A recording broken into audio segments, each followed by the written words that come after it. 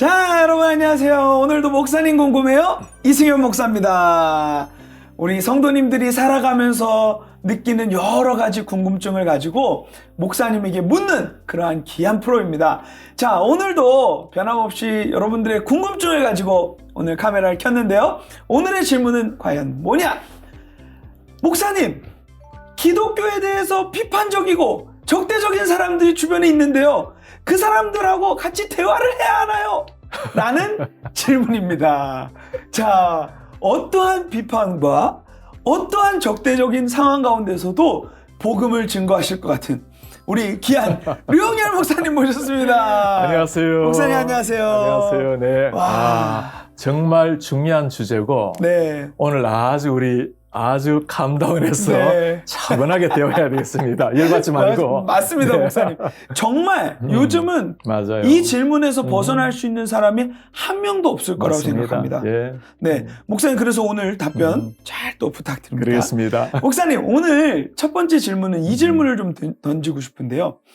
기독교에 대해서 굉장히 비판적인 사회를 우리가 네. 마주하며 살아가고 있는 것 그렇죠. 같아요. 목사님도 혹시 이 부분에 대해서 좀 실감하시나요? 그럼요. 완전히 실감하고 공감하죠. 네. 사실 목회자들의 세계는 주로 신앙 안에서 교회 네. 세팅 안에서 성도들과의 관계 속에서 이루어지기 네, 때문에 네, 네. 성도님들만큼 세상에 깊이 피부적으로 안다고 보기는 좀 어려울 수 있습니다. 네. 그래도 사실 우리가 성도님들을 대할 때 보면 또 네. 우리도 세상의 언론이라든가 여러 가지 매체를 통해서도 돌아가고 있는 상황을 눈으로 이렇게 보고 있기 때문에 네. 성도님들이 얼마나 힘겨운 세상 또 그런 비난의 화살 속에 있다는 걸 잘 알고 있고 그리고 네.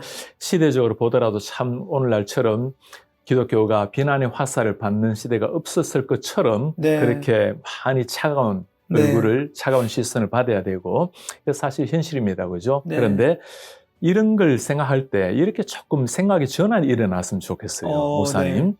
초대교회를 생각해 봐요. 와. 그때 생각하면 비난 정도가 아니고 예수 믿는 사람 잡아다가 잡아다가 죽인 거예요.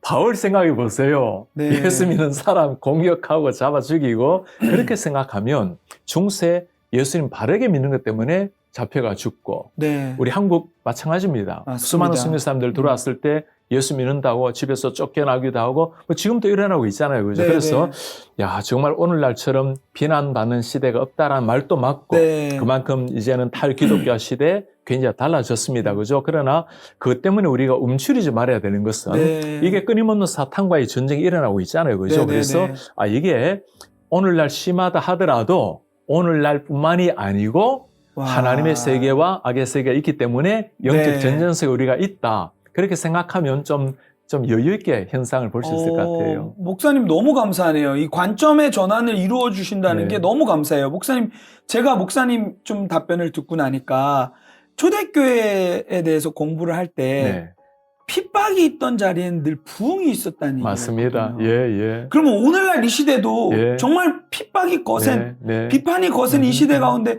부흥을 꿈꿀 수 있겠네요. 당연하죠. 아멘입니다. 이거는 조금 역설적으로 우리가 생각할 수 있는데 교회 사가에 보면 터툴리안이라는 사람이 한 말이 있습니다. 네. 순교자의 피가 교회의 씨앗이다. 와. 순교자의 피로 말미암아 오히려 교회가 더욱더 융성하고 네. 더 성장해 간다는 말이죠. 그죠? 네. 그걸 보여주는 게 사실 초대교회고 초대교회는 약간 좀 지나친 그런 어떤 한 현상이 아닙니까로 네. 생각하는데 사실 전혀 그러지 않습니다. 영적인 현상은 언제나 역사가 돌아가면서 반복이 되어 왔고 네. 그리고 한국도 다 그 예 중에 하나였고 그래서 네. 오늘날 오히려 비난이 거셀수록 네. 이때야말로 정말 강팍한 마음 때로는 공허한 네. 마음 속에 복음을 전할 수 있는 가장 좋은 기회다. 오히려 잠잠하게 기독교가 박수 받을 때 그때가 오히려 기독교가 무너질 수 있는 가능성이 있어요. 와. 로마가 핍박을 했을 때는 기독교가 급성장을 했습니다. 맞아요. 테오도시우스 황제가 네. 392년도에 기독교를 국교로 공인했을 때 네. 그때가 이미 기독교인들이 50% 넘었어요. 그때부터 오히려 기독교가 더 약화된 네. 현상을 보여줬습니다. 그래서 오늘날 참 차가운 시선은 아픈 네. 일이지만 그러나 이런 시선을 뚫고 오히려 복음의 통로가 될 수 있도록 부흥의 기회가 될 수 있도록 만들면 좋겠어요. 목사님, 그러면 과거에 초대교회 때는 핍박이 너무 거셌기 때문에 어떻게 보면 카타콤이라든지 네. 이렇게 숨어 지내는 그렇죠. 모습들이 있었는데 네. 우리는 그 정도까지는 아니잖아요. 네. 그러면 이 비판의 이 거센 폭풍우가 몰려오는 이 시대 가운데 우리는 어떻게 살아야 될까요? 그게 참 중요한 질문인데 네. 옛날처럼 우리가 산으로 들러 도망가는 네, 시대는 네. 아니잖아요. 그죠? 그런 핍박까지는 네. 아니고 그런데 이런 시대에 늘 돌아봐야 되는 것은 복음의 본질과 복음을 살아내는 실제 이 네. 두 가지 중에 세상이 우리를 비난하는 것은 복음의 본질 때문은 아니거든요. 네. 우리 교회 안에서는 복음의 본질을 가지고 늘 싸우고 있지만 그러나 교회 문을 나서는 순간부터의 삶이 세상 사람들에게 어떻게 비춰지는가. 네. 그래서 우리의 싸움은 내가 그리스도인으로 지금 살아가고 있는가. 그렇게 비난하는 세상을 향해서 왜 자꾸 그러냐고 우리가 디펜드하거나 변호하거나 변명하거나 그래야 할 게 네. 아니고 오히려 그 비난 속에서 내가 제대로 그리스도의 빛을 드러내고 있는가. 네. 내 속에 그리스도의 향기가 나타나고 있는가. 네. 저렇게 정말 성난 군중에게 내가 다산 하나님의 사랑을 가지고 다가서고 있는가. 오히려 그 목소리를 들을 때마다 왜라고 물을 게 아니라 우리 자신을 돌아보고 살아내는 게 거기에 답이 있을 것 같아요. 아, 맞습니다. 이거를 알면 사실 문제의 근원도 알 수 있을 것 같아요. 우리가 그만큼 그렇게 복음대로 살아내지 못한 것 때문에 그렇죠. 신뢰도나 이런 비판의 네. 소리들이 네. 왜냐면 세상은 저희한테 목사님 기대 많이 그럼요. 하겠죠? 그게 네. 중요한 말입니다. 네.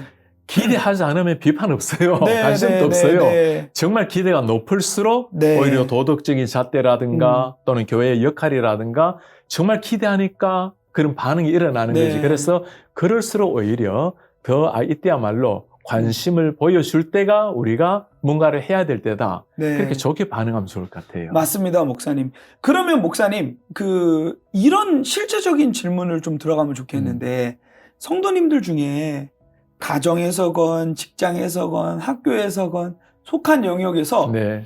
이 기독교에 대한 이 적대시 하시는 분들이 뭐 많이 있을 것 같아요. 그렇죠, 뭐 교회 가면 많죠. 밥을 네, 주냐, 네, 뭐 네, 이런 네. 얘기부터 해서 네. 정말 많은 이야기들이 있을 텐데, 네. 과연 이런 네. 사람들하고 대화를 이어가는 게 맞나요, 목사님? 목사님 어떠세요? 이어가야죠. 우리 모두가 똑같이 대답할 겁니다. 당연히 이어가야죠라고 할 네. 텐데 이제 어떻게 이어가는가가 중요한데 사실 기독교에 대해서 막 너무 근겁시 비난하고 네. 아예 그냥 기독교 싫다 그냥 귀를 막아버리고 잘못된 정보를 가지고 공격하다 보면 참 피곤하기도 하고 때로는 부담스럽기도 합니다. 네. 그러나 그때가 중요하죠. 싸우지 마십시오.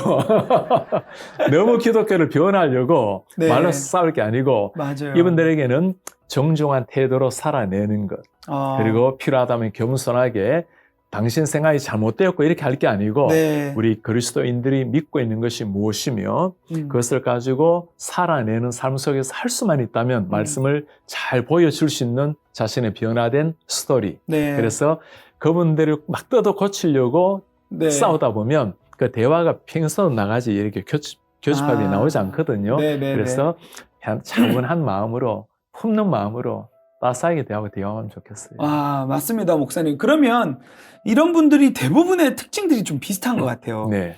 어떤 논리를 가지고 자꾸 성경을 그렇죠. 보거나, 네. 예, 우리는 이분들을 사랑의 원리로 보려고 네. 해도 네. 가끔 이런 분들이 너무 논리적으로 자꾸 이렇게 맞습니다. 도전할 때가 네, 많은 네, 것 같아요. 네, 네. 뭐 예를 들면 오병이 이게 말이 되냐? 그렇죠. 예. 그리고 뭐 과학적인 현상들, 네, 네. 뭐 진화론, 뭐 별의별 네, 이야기를 네. 가지고 와서 이걸 자꾸 입증시키려고 네, 하잖아요. 네, 네. 그리고 싸우려고 하잖아요. 네, 네. 이런 경우에 네. 이제 우리가 어떻게 대응해야 돼요? 조지 허버트 시에 보면 네, 이런 시가 나와요. 목사입니다, 이분이. 네, 하나님을 잘 믿고 있는 목사인데 어느 날 가만히 자기 처지를 보니까 나도 사람인데 네, 내 인생이 왜 이렇게 맨날 하나님 앞에 그냥 이렇게 머리 숙이고 살아야 되고 나도 내 인생이 얼마나 바람처럼 자유롭고 네. 저 길이 저렇게 많이 나 있는 것처럼 자유로운데 이렇게 주님 앞에 응매어 살아야 되는가? 그래서 하나님 앞에 막 탁 테이블을 쳐요. 네. 이제 풀피스를 치는 거죠. 강대상을. No more. 더 이상은 안 되겠습니다. 나 이제 밖으로 나가겠습니다. My life is as free as the wind. 내 삶은 바람처럼 자유롭고 막 그렇게 외쳐요. 그러다가 마지막에 하나님이 한마디 합니다. My son. 그리고 내가 한마디 들었습니다. My son. Then replied. 그리고 내가 주님께 말했습니다. 주님 제가 여기 있습니다.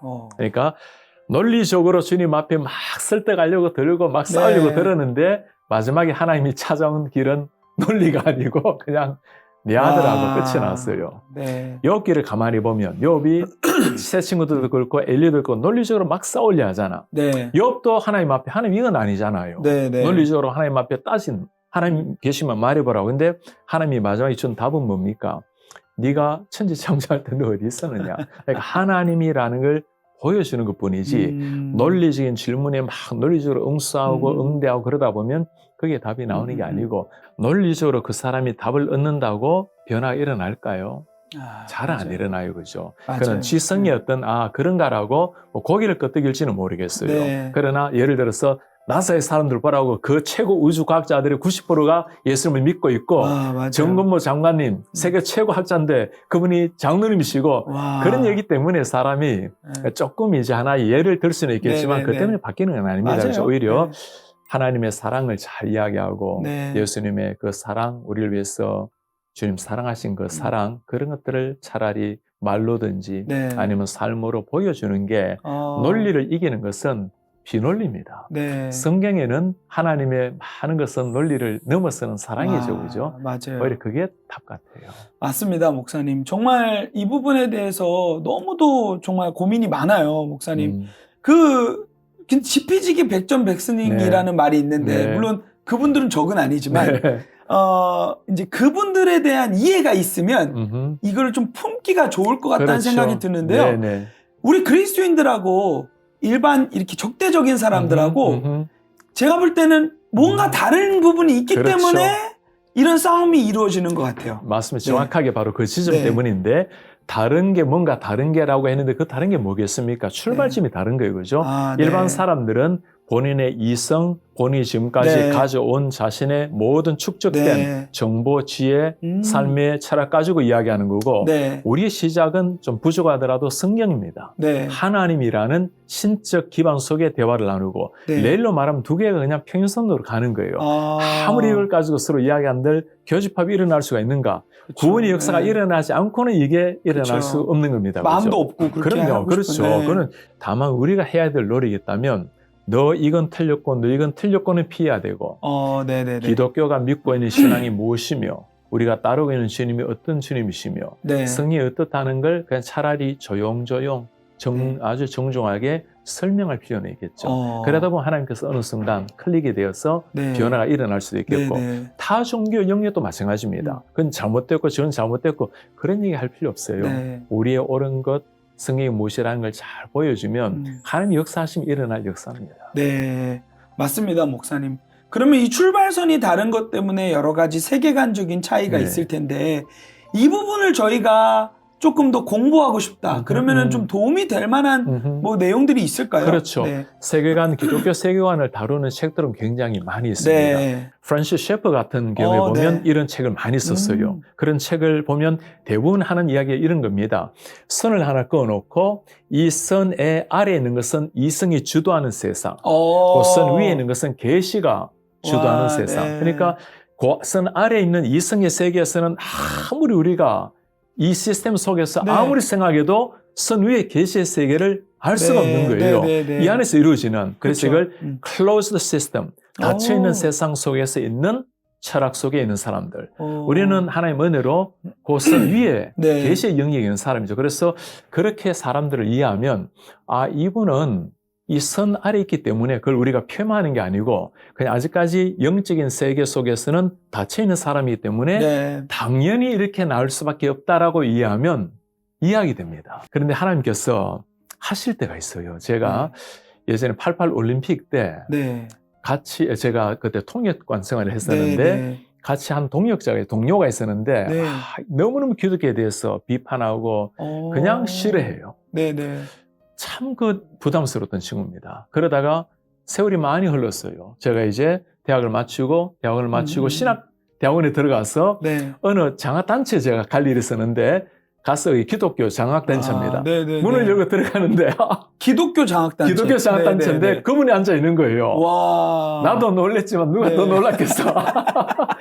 그리고 내보고 그때 88 올림픽 때 내가 정말 너무너무 기독교에 대해서 비판하고 특히 당신이 그렇게 기독교인은 그렇게 열심히 있는 거 보고 내가 네. 진짜 대놓고 비판하고 있는데 늘 그게 머릿속에 남았다고. 이건 예수님을 만난 거예요. 와. 그러니까 하나님께서 그런 사람이라 하더라도 제가 그때 참 어떻게 했겠습니까? 그냥 네. 사랑을 베풀 뿐이고 이해할 뿐이고 뭐 그렇다고 그 앞에서 복음 막 전하고 한 것도 아닌데 네. 하나님께서 시간이 지난 후에 어떤 경로를 통해서 주님을 만나게 하셨고 네. 그래서 이런 상황을 대하게 되면 너무 논쟁하려고 하지 말고 네. 사랑하고 품고 이해하고 네. 따스한 마음이 오히려 그 사람을 열 것 같아요. 맞아요. 그리고 너무 따스하면 갑자기 아무 말도 못 할 것 같아요. 맞아. 당황할 것 같아요. 맞아. 내가 너무 심했나? 그러니까 막 공격하려고 왔다가 너무 따스함으로 풀어주면 맞아요. 당황할 것 같습니다. 맞아요. 목사님, 그 지금 말씀하신 이 내용들을 들어보니까 결국은 이 모든 한 사람을 향한 이 구원을 계획하신 이도 하나님이시고 이루시는 일도 네, 하나님이시잖아요. 네. 그래서 각 사람을 정말 고린도전서 말씀처럼 다양한 그렇죠. 방법으로 사용하시는 예, 것 같아요. 예, 그 이야기를 오늘 정말 세상 속에서 살아가고 있는 예. 그리고 적대적인 세상 네, 가운데서 네. 살아가고 있는 이들에게 소망으로 좀 전해주시면 좋을 것 같아요. 그러고 싶어요. 네. 이런 우리가 크신 하나님, 네. 정말 자비하신 하나님, 우주 만물을 창조하시고 품으시고 네. 우리 삶을 다 인도하시는 그분이 우리 하나님이라는 것을 네. 여유 있는 마음으로 지켜봤으면 좋겠어요. 그리고 그 하나님께서 때가 되면 하실 일이 있으시다는 거. 네. 이게 우리를 하기가 너무 긴장을 늦추기 위해서는 안 되지만 네. 우리는 긴장감을 가지고 복음을 전하고 해야 되겠죠. 그러나 네. 조금 시각을 넓게 해서 하나님이 다 운행하고 계시는 속에 지금 있다라는 거. 네. 그리고 이 형제를 향한 하나님의 계획이 있으시다는 그런 마음을 가지고 그를 바라보게 되면 네. 우리는 그가 언제 구원 얻을지, 구원 얻을지 안 맞아요. 얻을지 우리는 사실 모릅니다. 그죠? 그러나 네. 그런 마음을 가지고 형제를 바라보면 처근한 마음, 좋은 면에서 긍휼한 마음이 들고 네. 그 예수님의 마음 아니겠어요? 네. 그러면 여유 있게 대하게 되고 그러면 굉장히 대화할 때 분내지 않냐고 화내지 않고 또 마음 상하지 않고 네. 때로 마음 참 상할 때 많거든요. 맞아요. 근거없이 맞아요. 막 비난하고 네. 하면 그런 좀 여유 있는 태도가 필요할 것 같아요. 맞습니다. 진짜 나는 심었고 아볼로는 물을 그럼요. 주었으되 그럼요. 자라게 하시는 이는 하나님이시니까 그럼요. 그 역할로 예. 저는 씨 뿌리는 일, 예. 어떤 때는 또 기다리는 일도 필요하잖아요. 그럼요. 목사님. 당연하죠. 네. 그럼요. 예. 네, 정말 그 과정을 통하여서 한 사람이 그리스도의 적대자에서 그리스도를 전하는 정말 사울에서 바울 네. 되는 그런 우리나라에서도 비유가. 보면 네. 사월에서 바울, 네. 김익도 목사님, 와. 성교사님 그 돌 던져가지고 맞아요, 피난 맞아요. 내게 만들고 네. 이런 사람이 나중에 변화되고 나니까 네. 정말 한국에 길이 남는 하나님의 사람이 된 것처럼 그런 예는 우리 주위에도 참 많잖아요. 그죠? 그래서 네. 하나님이 행하실 일이 있다라는 그 한마디가 우리에게 따스한 마음, 긍휼한 마음, 아멘입니다. 여유 있는 마음을 네. 가져갈 것 같아요. 너무 감사합니다, 목사님. 그리고 생각해 보니까요, 이런 변증적인 세상의 질문에 답이 목사님 궁금해요 다 있습니다. 그 궁극적인 해답은 우리 네. 예수 그리스도 다 있습니다. 오늘도 감사합니다, 목사님. 감사합니다.